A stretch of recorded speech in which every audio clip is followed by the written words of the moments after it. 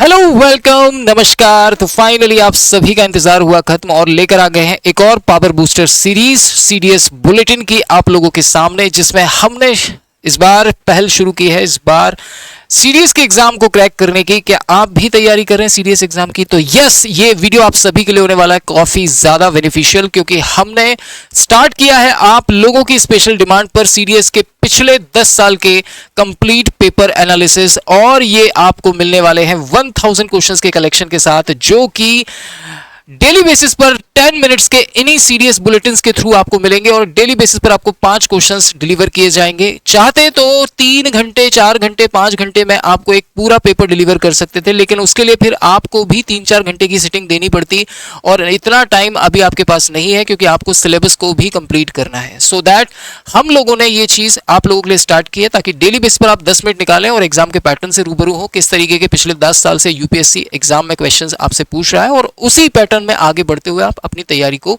आगे बढ़ाएं। तो चलिए शुरू करते हैं आज के इस धमाकेदार सेशन को। सिर्फ 10 मिनट की बात है। वीडियो को अंत तक जरूर देखना, और पसंद आ जाए तो सेशन को लाइक करके अपना ढेर सारा प्यार जरूर देना। मैं बात कर रहा हूं आप लोगों से इस क्वेश्चन की, जो कि ज्योमेट्री का एक शानदार क्वेश्चन है। ट्राइंगल एबीसी में A B plus BC, BC plus C A और C A plus A B के वैल्यू गिवन है। ट्राइंगल का एरिया आपको निकालना है। देखिए, ट्राइंगल के एरिया के लिए सबसे पहली कंडीशन होती है आपको उसकी साइड्स पता होनी चाहिए। आपके पास अलग अलग साइड्स नहीं है, तो पहले हम इसकी इंडिविजुअल साइड निकालेंगे। उसके लिए आपको क्या करना है प्यारे बच्चों? तो आपको सिंपली इन सबको ऐड कर देना है। जब आप इन्हें ऐड करेंगे तो 2 times of A B plus 2 times of B C और plus 2 times of C A आ जाएगा, जिसका सम आ जाएगा 26.4, right. So A B plus B C plus C A की वैल्यू आप यहां से इजीली निकाल सकते हैं। 2 1 जा 2, 2 3 जा 6, 2 2 जा 4, 13.2 आ जाएगी। नाउ ए बी और बी सी को माइनस करेंगे आप 7.1, तो आपको ए सी की वैल्यू मिल जाएगी। ए सी की वैल्यू कितनी मिल जाएगी? आप कहेंगे सर ए सी की वैल्यू 6.1 मिल जाएगी।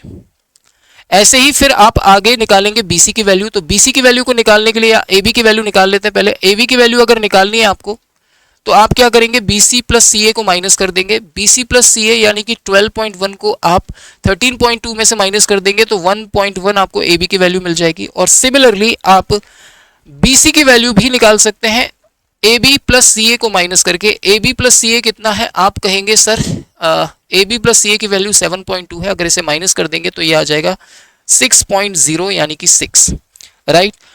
And now you can see कि ये इन तीनों नंबरों को आप देखेंगे तो दीज आर द ट्रिपलेट्स। ये क्या है? ट्रिपलेट है। और अगर ये ट्रिपलेट्स हैं so we can say that कि हमारा जो ट्राइंगल है वो राइट एंगल ट्राइंगल होगा। और अगर ये राइट एंगल ट्राइंगल है तो एरिया निकालना बहुत आसान है। Area is equal to 1/2 base into height होता है। So base will be what 6.0 ले लेते हैं, और हाइट विल बी वॉट 1.1, क्योंकि 6.1 तो क्या हो जाएगा? हाइपोटेनियस यानी कर्ण हो जाएगा।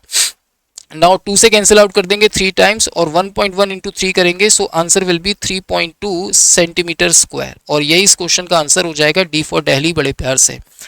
नाउ अगर मैं बात करूं अगले क्वेश्चन की, तो जो अगला क्वेश्चन है that will be based on parallelogram. आपको पैरेललोग्राम की बात कर रहा है, जिसकी आपको साइड गिवन है और उनके बीच का एंगल गिवन है। तो एरिया निकालने के लिए आप यूज कर सकते हैं direct formula, that is 1/2 A B sine theta. A B की जगह आ जाएगा 10 इंटू 8, और साइन थीटा की जगह आप ले सकते हैं 1/2, क्योंकि साइन 150 की वैल्यू कितनी होती है? आप कहेंगे सर 1/2 साइन 30 के इक्वल होती है। तो 2 से 2 दूनी 4 से 4 दूनी 8 और 10 दूनी आ जाएगा 20। तो 20 सेंटीमीटर स्क्वायर आपको इसका एरिया बड़े प्यार से मिल जाएगा प्यारे बच्चे।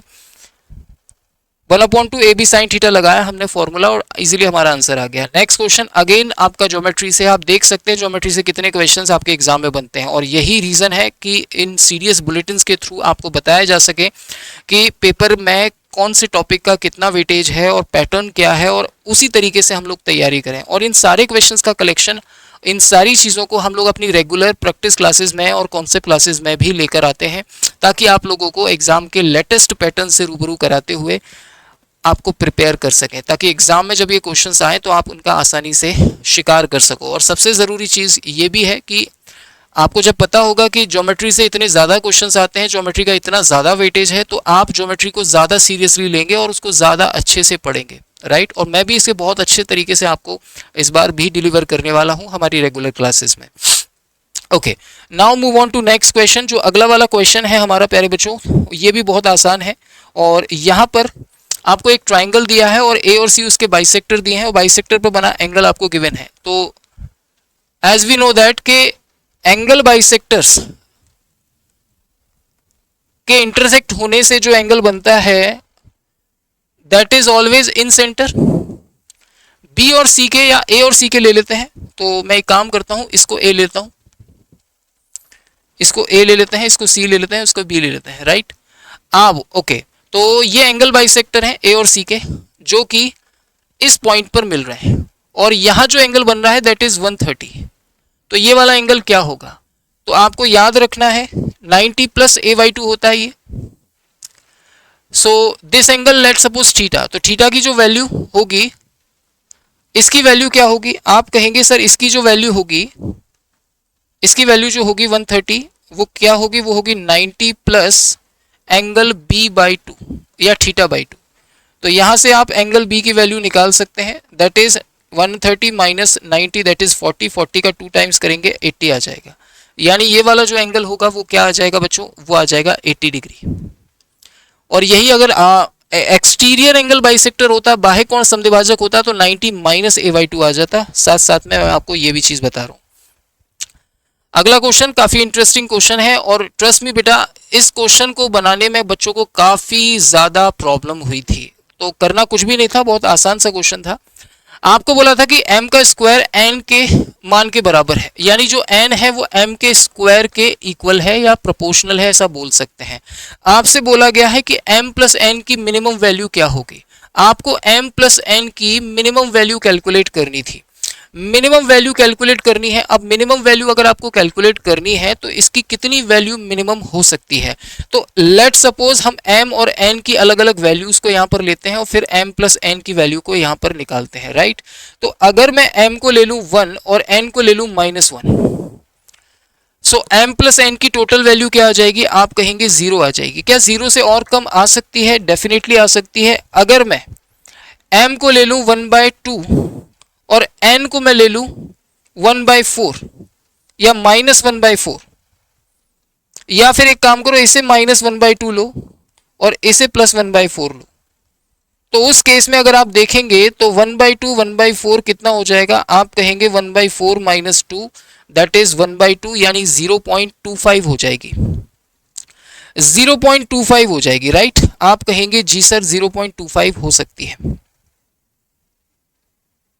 और इससे कम ले सकते हैं क्या? आप कहेंगे यस सर, इससे कम अगर करने की कोशिश करेंगे आप, तो लेट सपोज कि अगर मैं इसे ले लूं 1/16 और इसे ले लूं -1/4, मतलब मैं कोशिश करके देख रहा हूं, तो लगभग मैं ये चीज 0.18 के समथिंग आएगी। तो सर ये तो बड़ी है, यानी इसकी हाईएस्ट जो मिनिमम वैल्यू हो सकती है वो 0.25 हो सकती है, इससे कम नहीं हो सकती। और यही चीज आपसे पूछिए कि इसकी मिनिमम वैल्यू क्या ले सकते हैं, क्या हो सकती है, तो 0.25 हो जाएगी। आई थिंक इस हिसाब से आप आसानी से चीजों को कवर कर सकते हैं, कोई दिक्कत वाली बात नहीं है। आप चाहो, अच्छा m की वैल्यू स्क्वायर के प्रोपोर्शनल है, तो इसको माइनस लो, इसको प्लस लो, अब ठीक है। तो -1/2 1/16 करके आप आसानी से कर सकते हैं, कोशिश करके देखिए। इसे -1/4 इसको +1/4 करके लेंगे तो 0.18 आ जाएगा। तो अल्टीमेटली इसकी वैल्यू 0.25 से कम नहीं हो सकती, दैट्स वाई हमारा जो आंसर होगा वो 0.25 हो जाएगा।